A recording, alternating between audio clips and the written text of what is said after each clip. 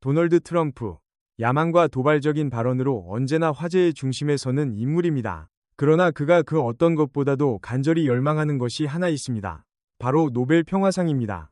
특히 정치적 숙적인 버락 오바마 전 대통령이 임기 초반에 예상치 못하게 이 영예로운 상을 받았을 때부터 그의 마음속에는 지울 수 없는 콤플렉스와 욕망이 깊숙이 자리 잡았습니다. 노벨상에 대한 트럼프의 집착은 결코 숨겨진 비밀이 아니며 그 상을 향한 그의 열망은 매번 공공연하게 드러났습니다. 노벨 평화상에 대한 그의 끝없는 열망은 단순한 명예를 넘어선 개인적인 야심의 상징과도 같습니다. 다가오는 대선 캠페인에서 트럼프는 전 세계를 뒤흔들 충격적인 공약을 내놓았습니다. 만약 그가 재선에 성공한다면 우크라이나 전쟁을 단 24시간 안에 끝내겠다고 선언한 것입니다. 이 숫자는 전 세계를 경악하게 만들었으며 모두가 의문을 품게 했습니다. 24시간? 그것이 과연 기적일까요?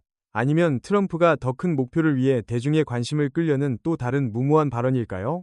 오랜 기간 복잡하게 얽혀있던 분쟁이 그렇게 빨리 해결될 수 있을지에 대한 회의로는 당연한 반응입니다. 과연 무엇이 트럼프를 이토록 대담한 공약을 내놓도록 만들었을까요?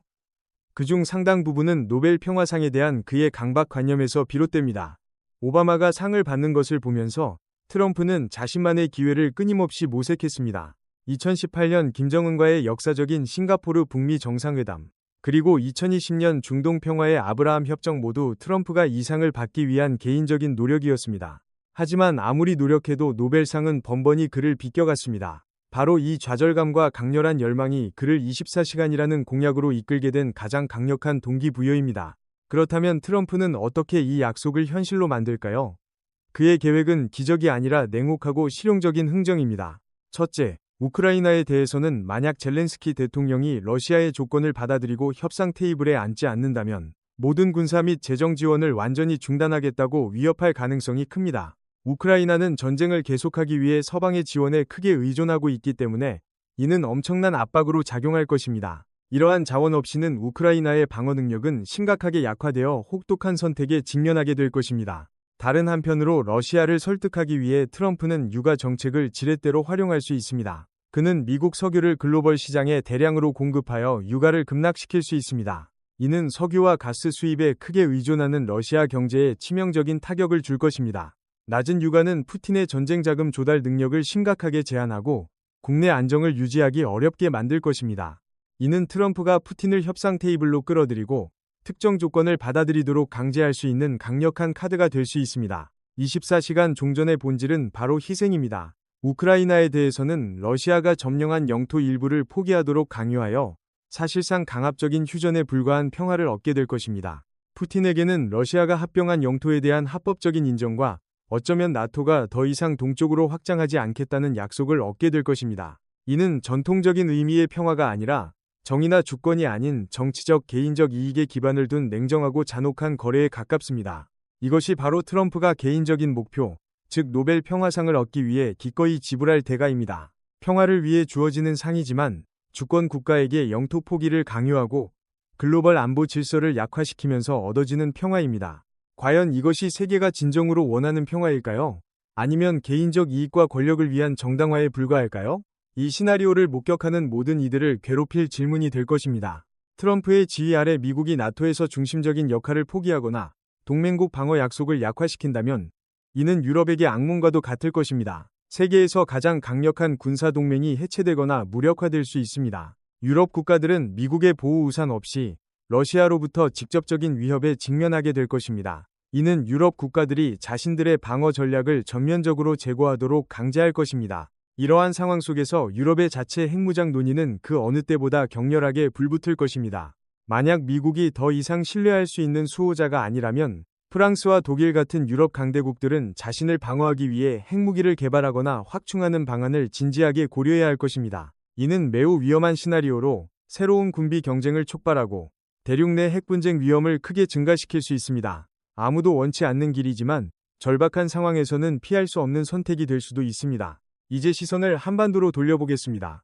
한반도는 모든 글로벌 지정학적 변동에 항상 민감한 지역입니다. 만약 트럼프가 재선되어 거래에 의한 평화 정책을 실행한다면 이는 한국에 깊은 의미를 가질 것입니다. 굳건한 동맹과 군사적 억지력에 기반한 힘에 의한 평화 대신 한국은 원칙과 약속이 아닌 거래와 양보를 통해 안보 문제가 해결되는 거래에 의한 평화 정책에 직면하게 될 수 있습니다.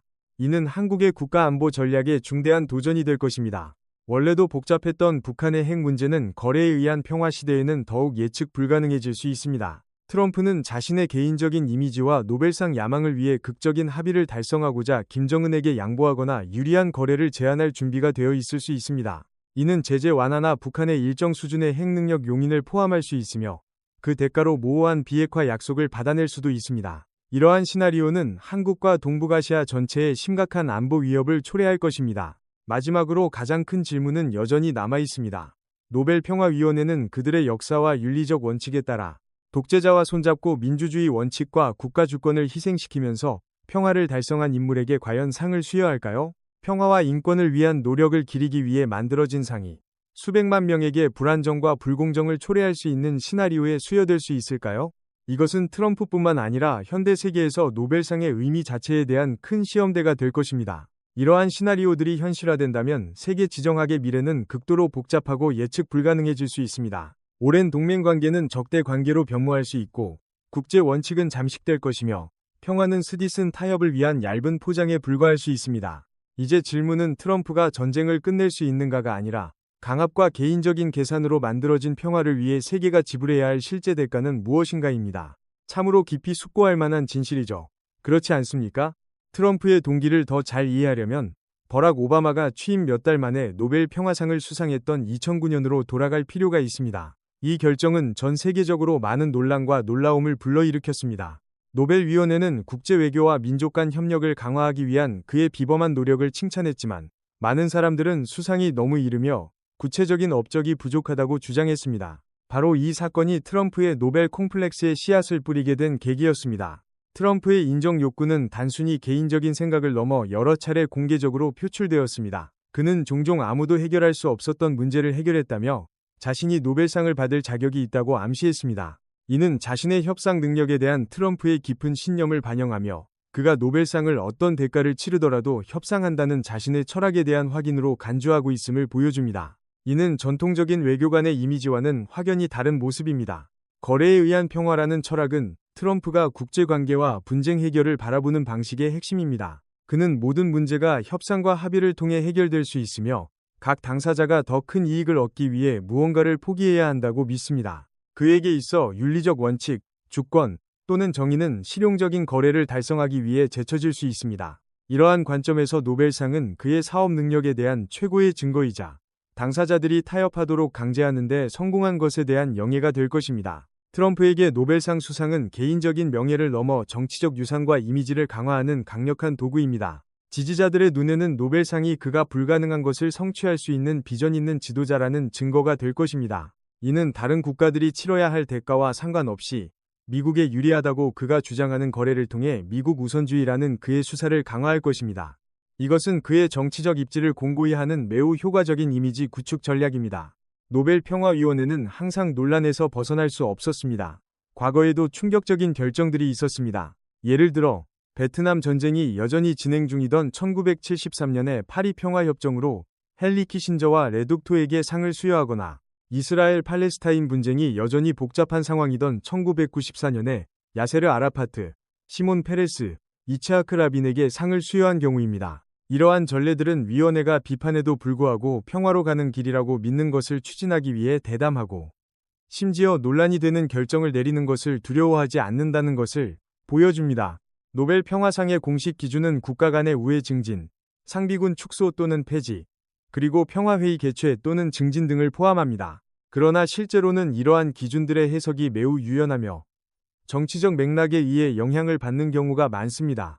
비록 실용적일지라도 신속한 합의로 전쟁을 끝내는 것이 알프레드 노벨의 정신에 부합한다고 볼 수 있을까요? 아니면 겉으로 보이는 결과를 위해 원칙을 굽히는 행위가 될까요? 트럼프의 24시간 내 전쟁 종식 선언 직후 전 세계 수도와 뉴스룸에는 충격파가 몰아쳤습니다. 워싱턴에서 키이우, 모스크바에서 베이징에 이르기까지 모든 이들이 자신들의 정치 및 군사 시나리오를 재검토해야 했습니다. 정치 분석가, 군사 평론가, 외교관들은 이 대담한 약속의 진정한 의미를 해독하기 위해 애썼습니다. 그것은 단순한 말이 아니라 이미 취약한 글로벌 지정학적 시스템에 가해진 정기 충격과도 같았습니다.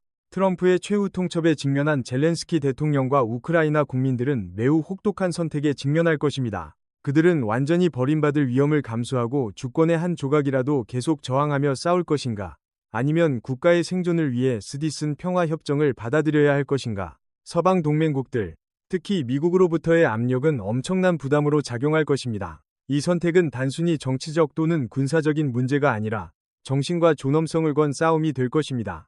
트럼프의 평화 계획은 우크라이나에 대한 가혹한 조건을 포함할 수 있습니다. 이는 크림반도에 대한 러시아의 주권 인정, 러시아가 점령한 돈바스 지역에 대한 특별자치 또는 심지어 독립 수용, 그리고 나토에 가입하지 않는 영구 중립화 약속 등이 될 수 있습니다. 이러한 조건들이 받아들여진다면 이는 단순히 영토 상실을 넘어 주권과 국제적 영토 보전 원칙의 포기를 의미하며 어떤 국가에게든 너무나 큰 대가가 될 것입니다.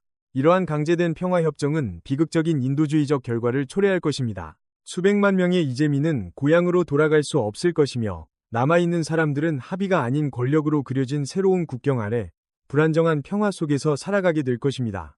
영토 상실의 고통, 가족의 분열, 그리고 전쟁의 상처는 결코 아물지 않을 것입니다. 이것이 바로 우크라이나 국민들이 지불해야 할 진정한 대가이며 어떤 노벨상으로도 보상할 수 없는 대가입니다. 유럽 지도자들에게 트럼프가 우크라이나에게 합의를 강요하는 시나리오는 악몽과도 같을 것입니다. 그들은 국내 여론의 엄청난 압력에 직면하게 될 것이며 국제 원칙을 고수하면서도 미국에게 버림받을까봐 두려워할 것입니다. 그들이 트럼프에 맞서 단결할 수 있을까요? 아니면 각국이 분열되어 자체 해결책을 찾을까요? 수십 년간 미국의 리더십에 의존해온 유럽 안보의 토대가 흔들리면서 혼란과 공황은 불가피할 것입니다. 반대로 블라디미르 푸틴에게 트럼프가 중개한 평화협정은 거대한 지정학적 승리가 될 것입니다. 이는 러시아가 점령한 영토를 합법화하고 나토를 약화시키며 서방의 단결을 파괴할 것입니다. 푸틴은 예상보다 훨씬 적은 비용으로 우크라이나에서의 승리를 선언하고 국내외에서 자신의 권력을 공고히 할 수 있을 것입니다. 이 시나리오는 서방이 분열될 수 있으며 러시아가 끈기와 강경한 전술을 통해 목표를 달성할 수 있다는 그의 견해를 뒷받침할 것입니다. 변동하는 지정학적 환경 속에서 중국은 이러한 전개를 면밀히 주시할 것입니다. 약화된 유럽, 분열된 나토, 그리고 개인적인 이익에 초점을 맞춘 미국은 베이징이 국제 무대에서 영향력을 확대할 절호의 기회를 제공할 것입니다. 중국은 일부 지역에서 중재자 역할을 하거나 서방의 주의가 분산된 틈을 타 자신들의 전략적 목표, 특히 남중국해와 대만에 대한 목표를 추진할 수 있습니다. 이는 다극세계 질서에 대한 큰 시험이 될 것입니다. 주권 국가에게 영토 포기를 강요하여 달성된 평화협정은 국제법과 유엔과 같은 다자간 기관에 큰 타격을 줄 것입니다. 이는 더 강한 국가들이 무력을 사용하여 영토 목표를 달성하도록 부추기는 위험한 선례를 만들고 영토 보전 원칙을 훼손할 것입니다. 규칙 기반 질서의 개념은 공허해질 것이며 세계는 힘이 유일한 정의인 정글의 법칙 시대로 돌아갈 수 있습니다. 이는 글로벌 평화와 안보의 근간을 심각하게 위협할 것입니다. 만약 미국과 서방 동맹국들이 모든 군사 및 재정 지원을 실제로 중단한다면 우크라이나 경제는 심각한 붕괴에 직면할 것입니다. 이미 파괴된 기반 시설은 재건될 수 없을 것이고 군대는 계속 싸울 자원이 부족해질 것이며 수백만 명의 시민들은 극심한 빈곤에 빠질 것입니다. 영토 희생과 경제적 고립으로 얻은 평화는 단지 장기적인 파괴일 뿐이며 우크라이나를 그 어느 때보다 약하고 의존적이며 취약한 국가로 만들 것입니다. 신속하고 강제적인 평화협정은 진정한 평화가 아니라 종종 동결된 분쟁으로 이어집니다.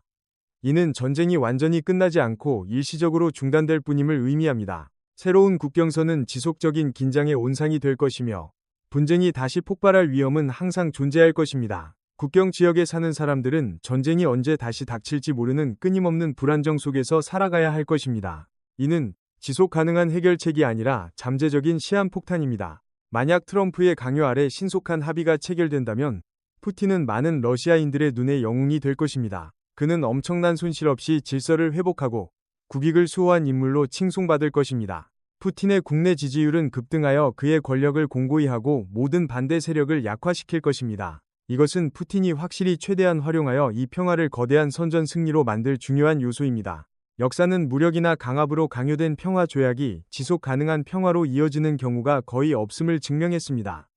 제1차 세계대전 이후의 베르사유 조약 또는 체코슬로바키아가 나치 독일의 영토를 양도하도록 강요받았던 1938년 피렌 협정은 주권과 정의를 희생하여 얻은 평화가 결국 더 큰 갈등으로 폭발하는 잠재적인 불시일 뿐임을 보여주는 전형적인 예입니다.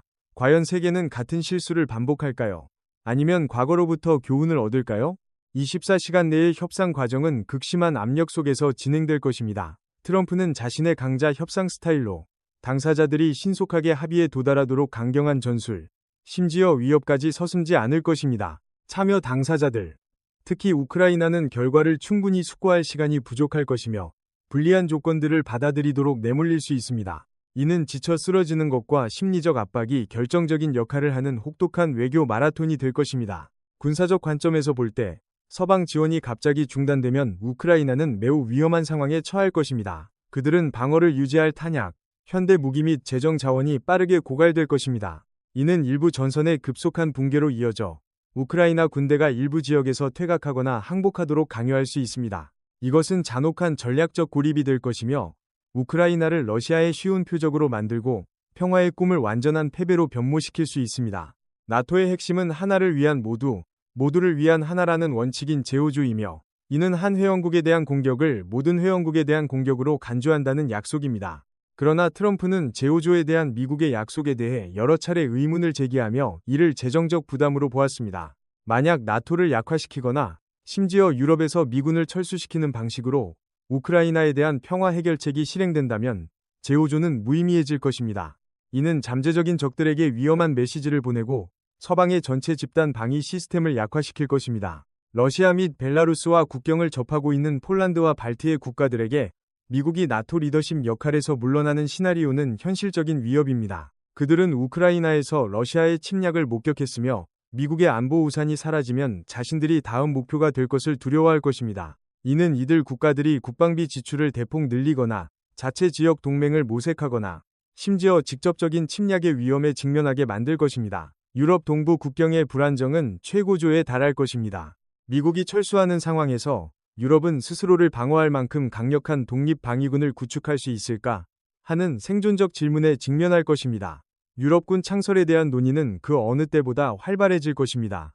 이는 막대한 투자, 회원국 간의 전례 없는 협력, 그리고 안보 사고방식의 깊은 변화를 요구합니다. 유럽 요새는 먼 꿈일 수 있지만 절박한 상황에서는 피할 수 없는 목표가 될 수 있습니다. 국방비 지출의 급격한 증가는 유럽의 상당한 경제적, 사회적 대가를 수반할 것입니다. 교육, 의료, 사회복지 또는 기타 개발 프로젝트에 할당되었던 예산은 군대를 지원하기 위해 삭감될 수 있습니다. 이는 대중의 불만을 야기하고 대륙의 삶의 질과 장기적인 발전 잠재력에 영향을 미칠 수 있습니다. 유럽 국가들은 더욱 강력한 군사 안보를 얻는 대신 사회적 번영을 희생해야 할 수도 있는 어려운 선택에 직면할 것입니다. 제2차 세계대전 이후 군사화에 매우 신중했던 독일에게 독립적인 군사력 강화를 강요받는 것은 지진과도 같은 변화가 될 것입니다. 과거의 반복에 대한 두려움은 항상 독일인들의 마음을 괴롭힙니다.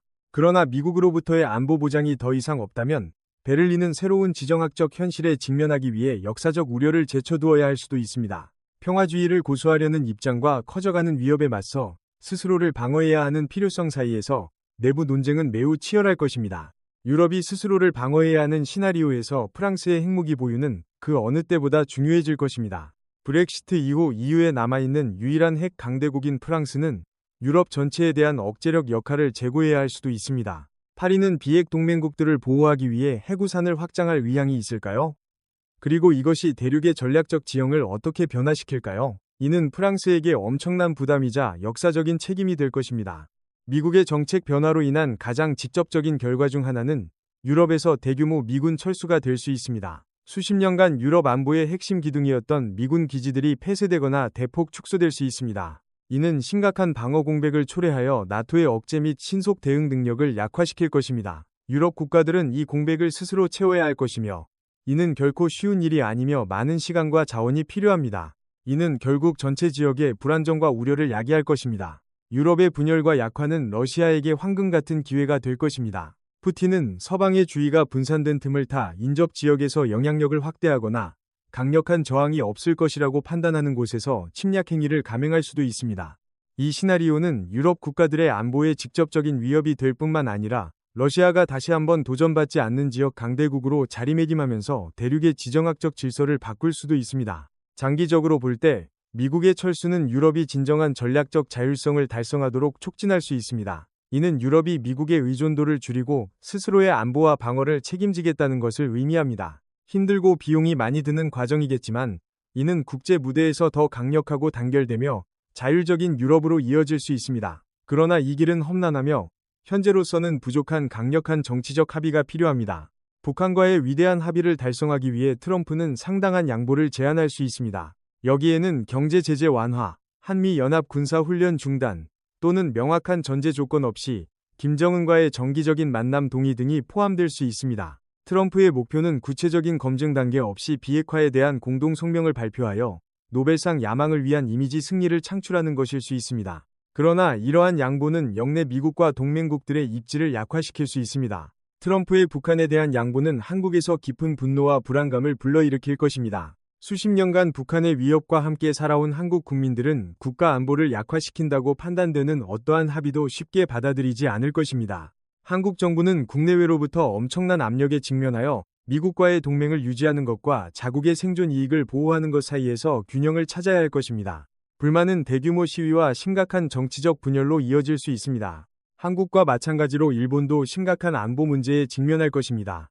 핵 능력을 유지하도록 허용된 북한과 동맹에 덜 전념하는 미국은 도쿄로 하여금 자국의 방어 정책을 재고하도록 강요할 것입니다. 평화헌법 구조 개정 및 군비 증강에 대한 논의는 그 어느 때보다 시급해질 것입니다. 일본은 선제 타격 능력을 포함하여 자체 방어 능력을 신속하게 강화해야 할 것이며 심지어 자체 핵무기 개발까지 고려할 수도 있습니다. 이는 동북아시아 안보 지형을 완전히 바꿀 것입니다.